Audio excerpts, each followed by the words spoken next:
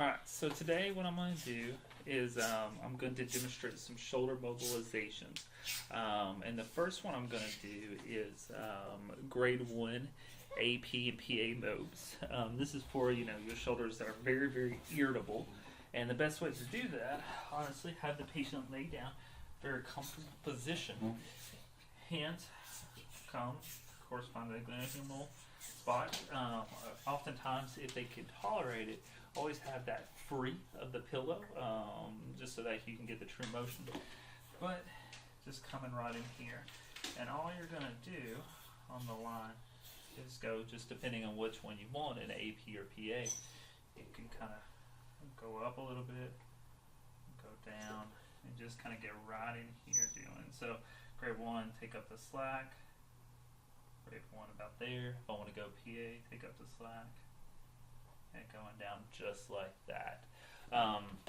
In general, I always do that with the hand on the side, because if I'm doing grade 1 mobilizations, they're going to be extremely irritable. So I want their hand right there. Of course, you always can come and just take an arm like this, come up, support it. You always can come just like this. So, take the, sorry about that, camera angle change. So what you'll do with your hands, come right into there. And of course, grade 1, what I actually like to do is get right up to there and then just do some light kind of oscillations. In the grade 1, you can go kind of up and down depending on, say that they're okay with you doing passive range of motion but necessarily can't mobilize. You can kind of take it into that, stay short of course, since grade 1 is going to be irritable. And just going back and forth. All that's really coming from my wrist just because it's such a subtle moment. But of course you can drop down in and out of it. The next one is AP glenohumeral mobs, anterior to posterior. A couple of different ways you can do that. One, bring it down here. So of course you don't want your patient's arm hanging out. But same right here, I want to go to that A to P. What I'm going to do, go right in line. So I want to go kind of a posterior lateral motion. Come in and then just drop in right in there. All body kind of motion going into that. Now if I want to change this into an inferior mob, coming up, your elbow is going to come down here kind of in line. And you're going down just like this. Actually, elbow needs to be dropped down a little bit. Going down just like into that. Relax.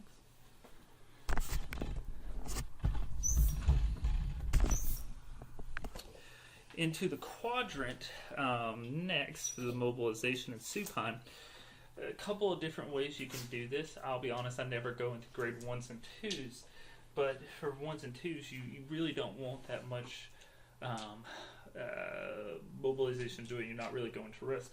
So what I've always been taught for 1s and 2s is first move in here, kind of large amplitude. Going here with 2s, just maybe a little soft. 3s and 4s, you're going to be different. You're going to change up where you are on the papals. So for 3s, I want to go into large range of motion. Into here. I've always been described to it as kind of the fish flop. So hands are right here, and it's all kind of in the wrist.